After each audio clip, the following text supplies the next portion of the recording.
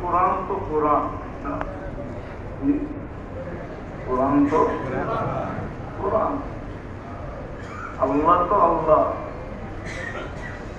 আল্লাহর কালামও তো এরকমই। কিন্তু সবগুলা তো করা যাবে না, কিন্তু বোঝানো যেতে পারে যে 11 পারার ভিতরে কয়টা বিষয় নিয়ে, 11 পারাটা কয়টা বিষয় নিয়ে পরিপূর্ণ। আগে বিষয়গুলা বলি, তারপরে দেখি তার ভিতর থেকে 2-1টা বিষয় নিয়ে আলোচনা করা যায় কিনা অল্প সময়ের ভিতরে। মোটামুটি 11 পারার ভিতরে 20টা বিষয় নিয়ে আলোচনা আছে। কয়টা? 20টা বিষয় নিয়ে। কেননা এখানে 2টা সূরা, সূরা তওবা এবং সূরা ইউনূস। সূরা তওবার শেষ কিছু অংশ আর সূরা তওবার ভিতরে অনেকগুলা যুদ্ধের কথা, ওইখানে মুহাজিরদের কথাও আছে, আনসারদের কথাও আছে, আবার মুনাফিকদের কথাও আছে। কিন্তু 11 পারাটা শুরু হলো মুনাফিকের কথা দ্বারা। কেননা মুনাফিকরা যুদ্ধের ব্যাপারে আল্লাহ রাসূল সাল্লাল্লাহু আলাইহি ওয়াসাল্লামের সাথে বাহির হওয়ার ব্যাপারে এরা বড় সুবিধাবাদী ছিল, সবসময় সুবিধাকে দেখত। তো বিদায় প্রথম এখানে পাড়ার শুরুতে যে বিষয়টা, সেটা হলো মুনাফিকদের আহকামের ব্যাপারে। যে মুনাফিকরা তো প্রথমে গজওয়ায়ে তবুকে যেতেই চান নাই। তো মুনাফিকের ভিতর থেকে 3 ভাগে বিভক্ত হয়ে গেছে। ওই 3 ভাগে বিভক্তের আলোচনা সর্বপ্রথম আয়াতে। দ্বিতীয় আলোচনা হলো কিছু মুসলমানও ছিলেন, 7 জনের কথা পাওয়া যায়, যারা যৌক্তিক কারণে যেতে পারেন নাই। ওনাদের এই না যাওয়ার কারণে আল্লাহ রাসূল সাল্লাল্লাহু আলাইহি ওয়াসাল্লাম যখন ফিরে আসেন, তখন ওনারা যুক্তি তুলে ধরেন, আর আল্লাহ ওনাদের যুক্তিকে গ্রহণ করেন। আর যা সত্য ছিল, মুনাফিকদের মতো বানানো ছিল না। কিন্তু কিছু পরীক্ষার সম্মুখীন তাদেরকে হইতে হয়। লম্বা কয়েকদিন পর্যন্ত তাদেরকে পরীক্ষার সম্মুখীন হইতে হয়।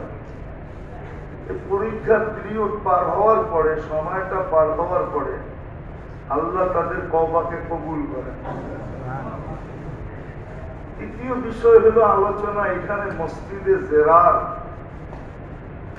মুনাফিকরা কুবার মসজিদকে ডাউন করার জন্য ওরা চক্রান্তমূলক একটা মসজিদ বানাইছিলেন। বিতর্কিত ভাবে একটা মসজিদ বানাইছিলেন, চক্রান্তের মাধ্যমে একটা বিতর্কিত মসজিদ বানাইছিলেন এবং অনেকটা আগায়ও গেছিলেন। এমন না যে আগাইতে পারে না, আগায় গেছিলেন। ওটার সম্বন্ধে আলোচনা। তারপরে যে বিষয়টা এখানে আসবে সেটা হলো মসজিদে কুবা। মসজিদে কুবার গ্রহণযোগ্যতা আল্লাহর কাছে কতটুকু, সাথে সাথে কুবাবাসীরও, শুধু মসজিদে কুবা না, কুবাবাসীদেরও গ্রহণযোগ্যতা আল্লাহর কাছে কতটুকু, এই আলোচনা এখানে আছে। আর জানেন সবাই যারা হজে যায়, কুবা মসজিদে এখন 2 রাকাত নফল পড়লে 1 উমরার সওয়াব পাওয়া যায়। রমজানে পড়লে তো 70 গুণ বেশি, 70 উমরার সওয়াব পাওয়া যাবে। তারপরে বায়াতে ওকবা নামে এক অঙ্গীকার আছে, সেই অঙ্গীকারের আলোচনা এখানে আছে। আবার তিনজন মশহুর সাহাবী যারা গজওয়ায়ে তবুকে শরীক হতে পারেন না, যাই যাচ্ছি করে, ওনারা মুনাফিক ছিলেন না, কিন্তু যাই যাচ্ছি করে ওনারা রওনা হওয়ার আগেই আল্লাহ রাসূল সাল্লাল্লাহু আলাইহি ওয়াসাল্লাম ফিরে আসেন। আল্লাহ ওনাদের তওবাকে কবুল করেন। তারপরে 7 নম্বর যেটা আছে এখানে, এই 11 নম্বর পাড়ায় মুত্তাকি হওয়ার পদ্ধতি আল্লাহ বাতে সহজ পদ্ধতি বলে দিয়েছেন। মুত্তাকি কিভাবে হওয়া যায়। এখন তাকওয়া জিনিসটা কি এটা বোঝার বিষয়। যদি সহজে বুঝতে চান, সহজে, কঠিন না হয়, কঠিন করে না, সহজে। আমাদের সুস্থতার মেরুদণ্ড কি বলেন তো? আমরা যে সুস্থ, শরীর যে সুস্থ থাকে, এটা মেরুদণ্ড কি? এটার আসল জিনিসটা কি আল্লাহর পক্ষ থেকে শরীরের ভিতরে? সেটা হলো রোগ প্রতিরোধ ক্ষমতা যার যত বেশি, সে ততটুকু সুস্থ বেশি। একমত তো না দুই মত? বুঝে আসলো? যার যতটুকু রোগ প্রতিরোধ ক্ষমতা যার ভিতরে যত বেশি, সে তত বেশি সুস্থ। সত্য তো? বয়স বাড়তে থাকে, রোগ প্রতিরোধ ক্ষমতা আস্তে আস্তে কমতে থাকে, ঠিক না? অথবা বিভিন্ন কোনো কারণে। তো যেরকম রোগ প্রতিরোধ ক্ষমতা দ্বারা বিভিন্ন রোগ থেকে বাঁচা যায়, বিভিন্ন রোগ থেকে বাঁচে, রোগ থেকে বাঁচে, এটা যেরকম সত্য, ঠিক আমাদের ভিতরে গুনাহ থেকে বাঁচার জন্য একটা প্রতিরোধ ক্ষমতা লাগবে। ওটার নামই হলো তাকওয়া। সহজে কি বুঝাইতে পারলাম? মনে থাকবে? রোগ প্রতিরোধ ক্ষমতা যেরকম মানুষকে সর্ব ধরনের রোগ থেকে বাঁচায়, আর সুস্থতা তার ভিতরে কি রাখে?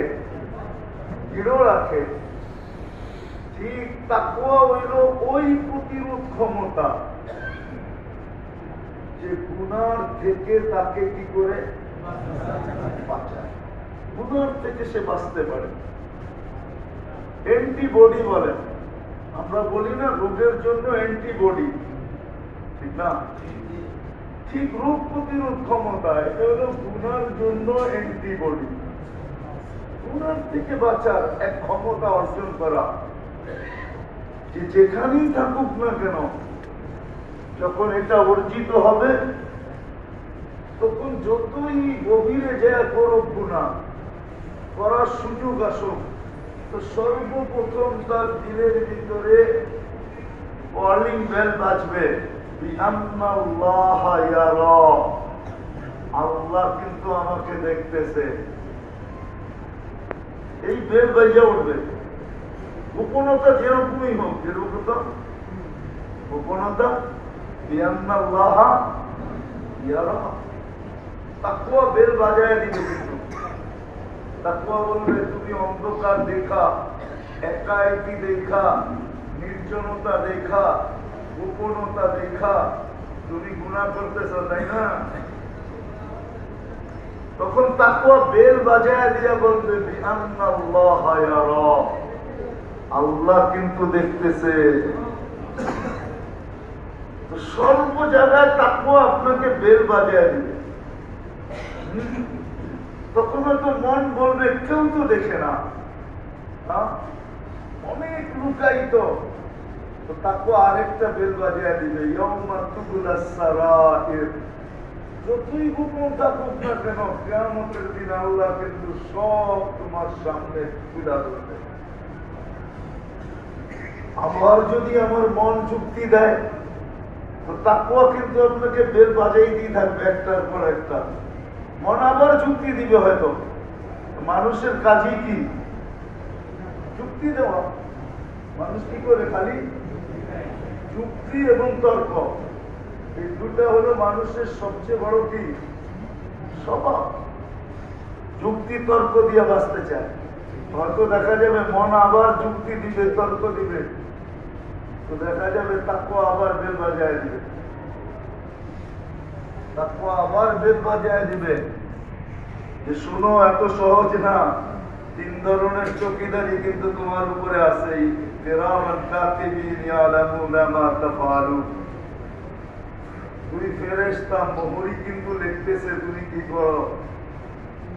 মা মিন কাউলিন ইল্লা লাদাইহি রাকিবুন আতীদ। 2 ফেরেশতা কিন্তু সমস্ত কথা মেমোরিবদ্ধ করতেছে।